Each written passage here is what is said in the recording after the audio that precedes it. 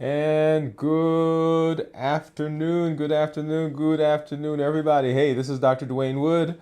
That's Wood with an E. The E stands for endocrinology. Here I educate, I empower, and I encourage you to take charge of your health and your life, avoid complications, go to the next level. We're creating the life we've always wanted. I'm here because I want you to have the success in your health just like you're having in all the other areas of your life. So you can show up for those important events, those important occasions for family, for friends, for community, and so that you can enjoy the life that you have been pouring into all of those dreams. Remember, you don't need a superhuman ability. What you need is a strategy you can trust. You need a plan you can follow, and you need the support and the determination to show up every single time intentionally. Welcome back to another one of our pop-ups, and we are in our week of fasting. Right? So we are this week continuing on our fast as we do every single week, and I welcome you wherever you're joining me from, whatever platform, whatever city, whatever town, and of course, whatever country you are in right now. And a special shout out to our accelerator members, our community members that are out there. Thank you for coming through. Thank you for hanging out with us. Thank you for being here. And guess what? Guess what? Here we are, 48 hours into this week's fast. So if you are right now ending your fast at 48 hours with us, you've been doing a 24-hour, or you did a 48-hour, or you even did a longer fast, but you're ending it right now here with us, right here on the show. Thank you for coming through, and kudos to you. Congratulations for all that you decided to do to be healthy. I can't tell you how much it is. It is fun to see and hear and watch and see all the things that people are doing in their lives as they're continuing to be healthy and they're continuing to take charge of their health. This is an amazing time. We'll talk about that here in just a minute. So if you've been following us along, if you've been with us and you're fasting, whether you fasted before, you ended your fast yesterday, or you're ending the fast today, or even if you haven't started yet and you're anticipating starting either today or tomorrow, I want you to go ahead and in the comment, I want you to put this week, right? So just in the comments, just drop it right there this week to let us know that you are fasting for this week. And if you've just ended your fast right here, right now, I want you to put me in the comments, right? So me if you're just ending, and this week if you fasted at all, before today, or if you are anticipating fasting going forward. So as you know, fasting is one of our tools that we use, part of the health action plan, to help our bodies to regulate, to get our system back into place where we are resetting the system. So there's so many things that we see, so many things that go on in our bodies that are that have to do with our metabolism. Right? So dysfunctional metabolism is that thing that's causing our problems in our health, particularly as it comes to lots of our chronic illnesses. And because dysfunctional metabolism is the problem, we want to have a tool, we want to have a system that is, that will help us in the process of being healthy. And so fasting is one of the things that we have in our toolbox that we stick our hand in and we pull out, and guess what? It helps us to reset. As you heard me say yesterday, if you were here, that there are lots of different ways that you can do this. There are lots of things that you can try, and you've probably seen those, you've heard those, you've tried some of them. But fasting is a fascinating combination of metabolic improvement that hits several of the things, several of the key components that help us in our metabolism. So that's why we fast, and I do a fast once a week. How many times did I say? Once a week, and our community comes around and they are fasting here with us. So I'm glad that you're here. Yesterday, we spent time talking about weight, one of the things that fasting does. Today, I want to talk about something a little different, and we've dealt with this before. And in fact, if you have been following us in this new season, you know our pattern is that we have a foundations or fundamental episode that comes out, and then we do our Dwain Woode MD Live where we talk about that. And so this past Monday, we did the weight. Why does weight improve and then get worse again or stalls? And so yesterday we talked about weight, but I want to go back and talk about last week's episode was talking about blood sugar. Why do blood sugars improve and then all of a sudden they get worse? And how does that relate to fasting? Because fasting is a way of doing three things. Three things that we've talked about before: decreasing your insulin, suppressing your appetite, and reducing sugar. Decreasing insulin, suppressing appetite, and reducing sugar. And remember, those are the three pillars, those are three components of our reversing. When we talk about reversing diabetes, there it is right there. So how does fasting help with blood sugar? Well, those are the three things right there, right? So one, if I'm fasting and when I'm fasting, I am not taking in any calorie containing substances. Remember, our fast is not a dry fast, it's actually a wet fast, but in our fast, we are not doing any sort of calories. And so by virtue of not taking anything in, also we're not taking in any carbs, any sugar, any starches, any of those types of things. Guess what's happening to my blood sugar as I'm going through the fast? That's right, my blood sugar is gradually going down. Now, an important point that I want to put right here is there are people who I talk to and they say, well, doc, fasting doesn't work for me because even when I fast, my blood sugar doesn't go down. That's because, well, a couple of the reasons.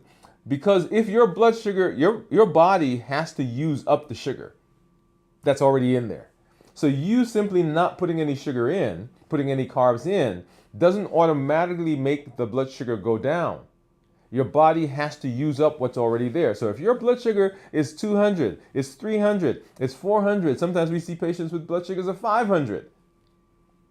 Even if you stop eating right now, your blood sugar is not going down in the next hour or 2 hours or 3 hours or 4 hours. Remember, it takes 24 to 36 hours for the body to use up the glycogen that's stored in your liver.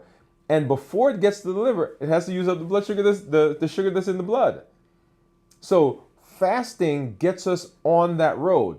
But when we're fasting, we're not taking anything in. And so the blood sugars are in the direction of going down. So we're not putting anything in. That's number one. Number two, when we fast, what happens? In order for the body to function, it doesn't anymore have to deal with food that you're putting in. It has to go and begin burning the calories that are already in your blood. And as it does that, the blood sugars are going down, right? So there are two things right there. We're not putting anything in. So one, we're not adding anything to it. Number two, because the body's not eating, because we're not entering anything, the body has to use what's already there. Make sense? So blood sugar is going down. And if it's using what's already there, because we're not putting anything in, then there's a higher chance that now it gets to hit the liver where there is stored glycogen. And once we do that, then we are well on the way to having those better blood sugars. Okay, so those are just three. Now, there are some other downstream things that are going on. We're not even going to get into that right now. We can go and we can talk about how the blood sugars are decreased because the muscles are increasing their uptake without the use of insulin. All of that happens. That's another conversation that we'll have. But for right now, I want you to think about those three things. One, I'm not putting anything in, so blood sugars are going to start heading in the direction of going down. Two, the body has to use up what's in the blood. So the blood sugars are going to start going down. Number three, the body then has to turn to the liver, and the liver, the glycogen that's there. So three things, and thus that's just the surface. We have not even scratched the depths of all the components of fasting as it relates to blood sugar. So why do we fast? That's another reason. Yesterday we talked about weight. Today we talked about blood sugar. We fast because it is an amazing way, amazing combination of things that helps us to get our blood sugars better and get our metabolism reset. So if you have been dabbling, if you've been on the outskirts, if you've been thinking, if you've been wondering, if you are even having an idea that, hey, I want to get some improvement in my chronic disease, fasting is a good way to begin jumping on board there. Okay? There are a couple of people that I want to talk to specifically who need to be careful as we're talking about fasting. And everybody, once again, let me add this in. Everybody should be talking to your healthcare provider, your healthcare team. Say, hey, this is what I want to do.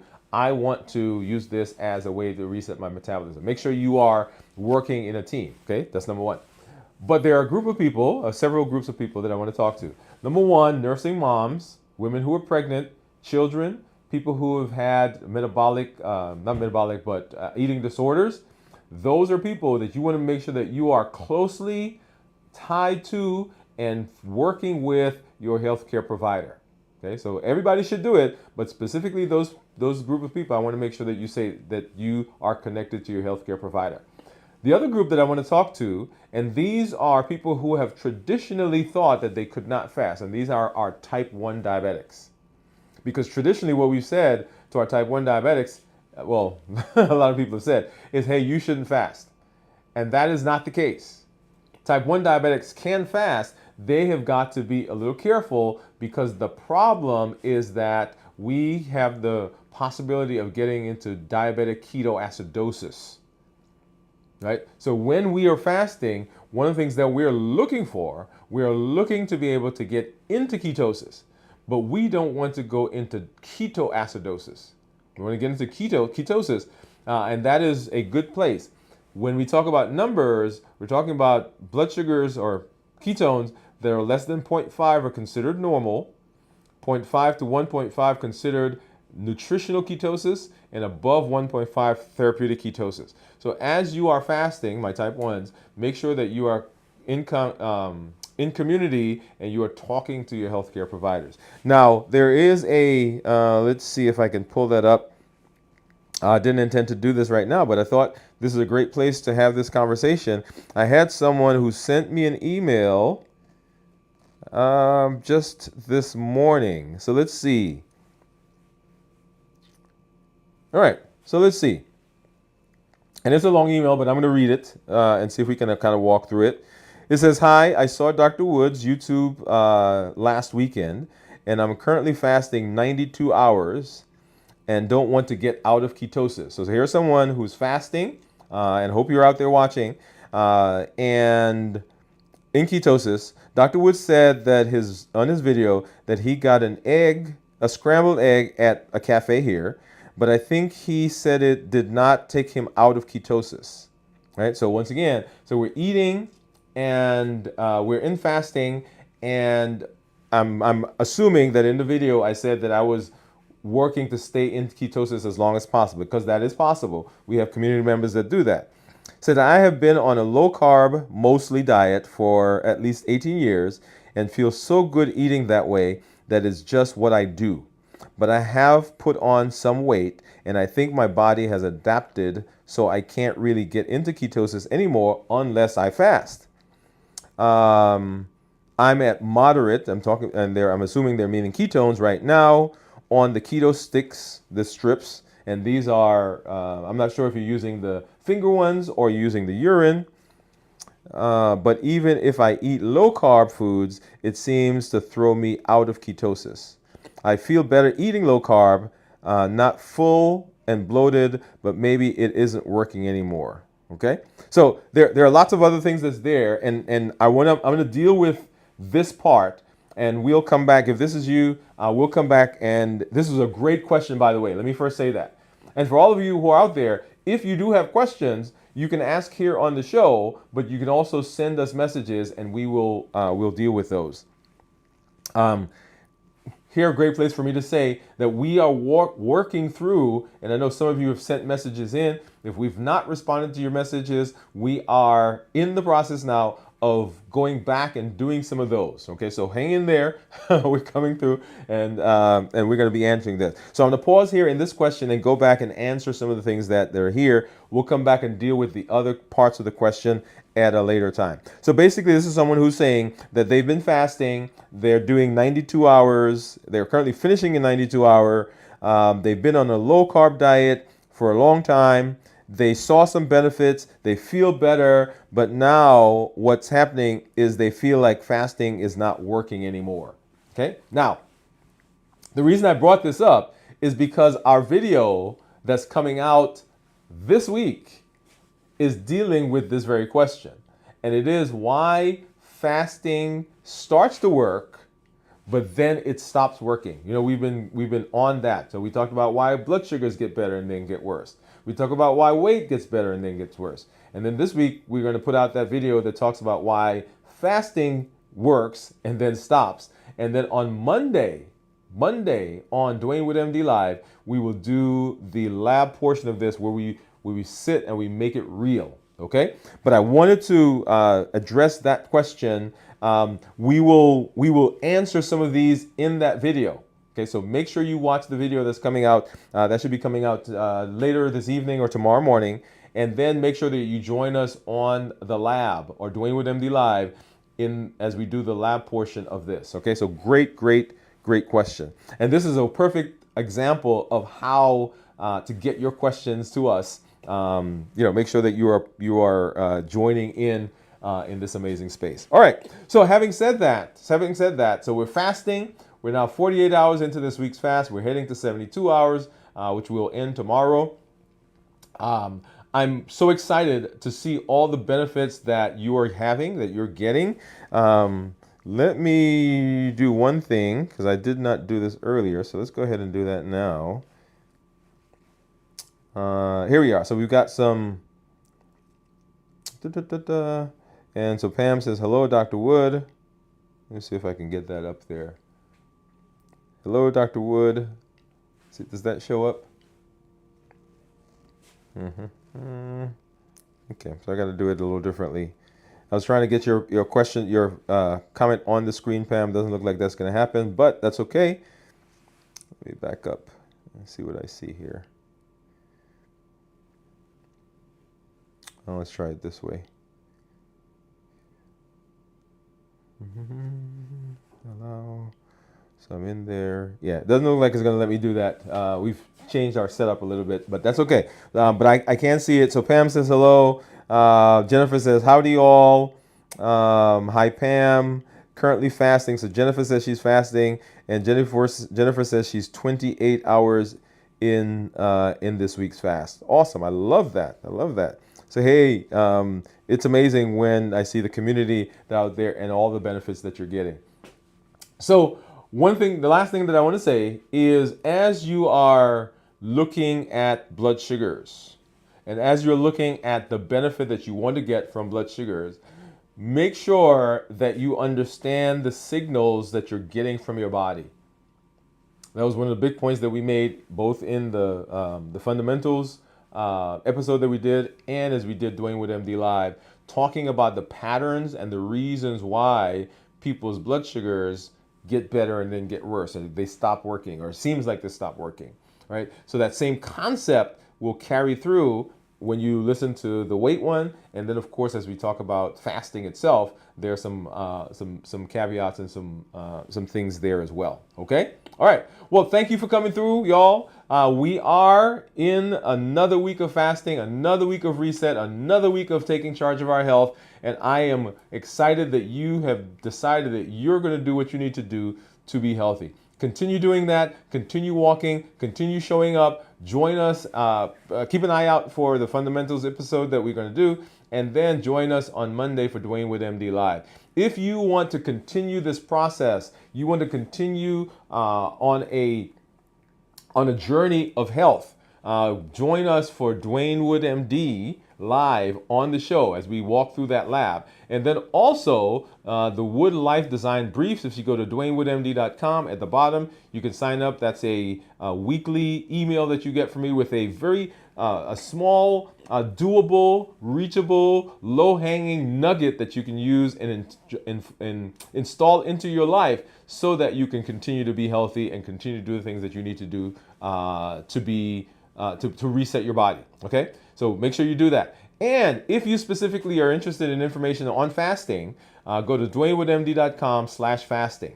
DwainWoodeMD.com/fasting, and you can get that PDF that helps you work on how to fast successfully.